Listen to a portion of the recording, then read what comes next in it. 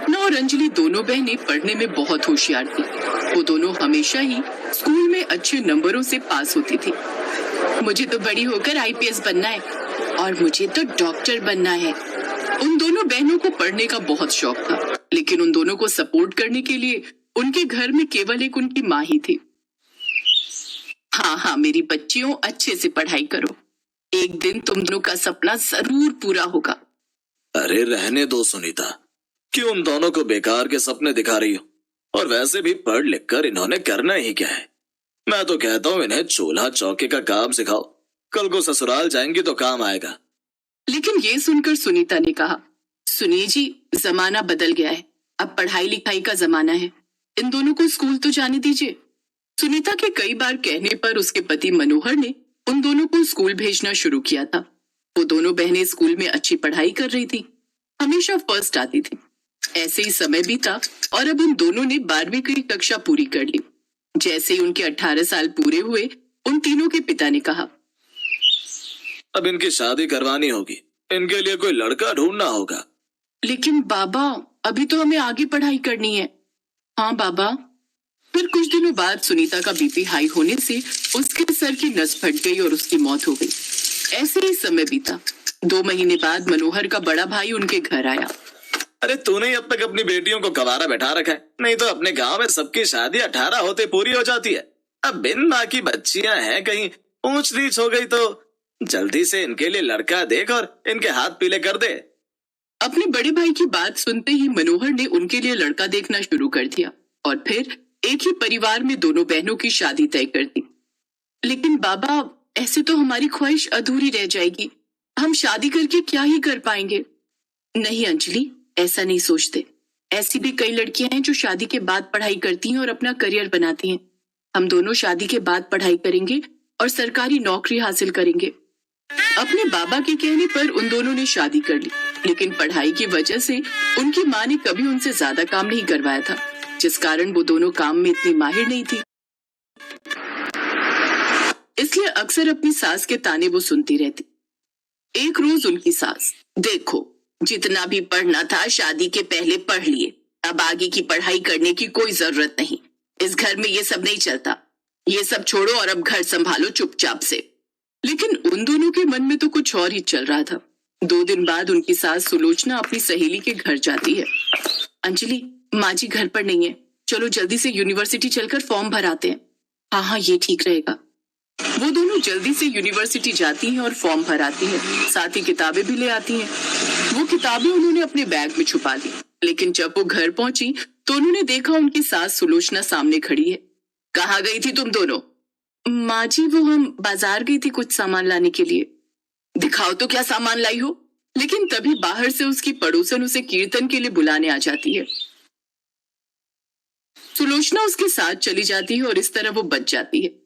उन दोनों के पति ज्यादातर काम के सिलसिले में बाहर ही रहते, इसलिए दोनों को अपने अपने कमरे में बैठकर पढ़ाई करने का मौका मिल जाता है। अब उन दोनों ने दिन रात मेहनत शुरू कर दी।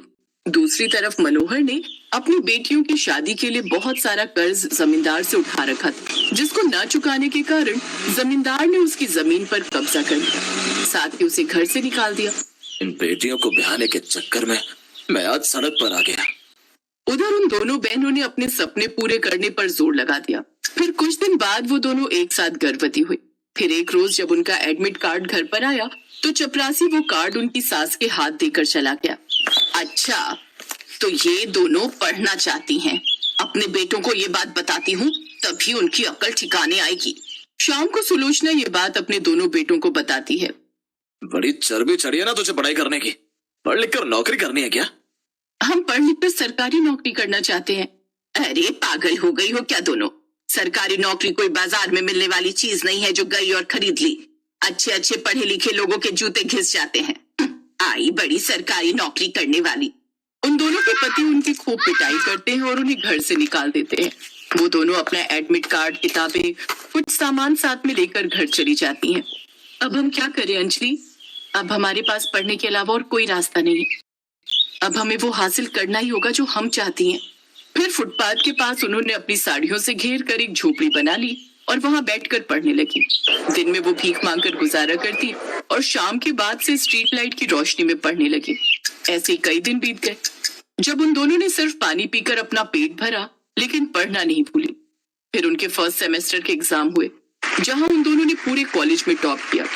कॉलेज के प्रिंसिपल को उन दोनों की कहानी पता चली। उन्होंने दोनों बहनों से कहा, आज से तुम दोनों कॉलेज के हॉस्टल में ही पढ़ोगी और खूब मन लगाकर पढ़ना। अब मैं भी तुम दोनों की उड़ान देखना चाहता हूँ। सच में प्रिंसिपल साहब, आपका बहुत बहुत शुक्रिया। अब से वो दोनों हॉस्टल में ही रहने लगी। अथी वहां थोड़े बहुत काम भी करने लगी, जिससे उन्हें 2 वक्त का खाना भी मिलने लगा। कुछ समय बाद दोनों बहनों ने बच्चों को जन्म दिया। अंजलि ने बेटे और सपना ने बेटी को जन्म दिया। अब वो अपने बच्चों की भी देखभाल करती, साथ ही पढ़ाई जारी रखी। ऐसे उन दोनों ने कॉलेज पास कर लिया। अब बारी थी उनके बचपन के सपने को पूरा करने की। अंजलि ने डॉक्टरी और सपना ने आईपीएस का एंट्रेंस एग्जाम दिया। वो दोनों सेलेक्ट तो हो गई, लेकिन कॉलेज खत्म होने के कारण अब उनको हॉस्टल छोड़ना पड़ा और एक बार फिर वो फुटपाथ पर आ गई और वहीं पर बच्चों को कोचिंग भी देने लगी।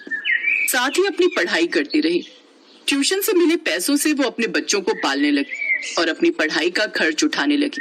कुछ समय बाद एग्जाम देकर उनको अपनी मंजिल मिल गई। दोनों को सरकारी नौकरी मिल गई। अंजलि डॉक्टर बन गई और सपना आईपीएस।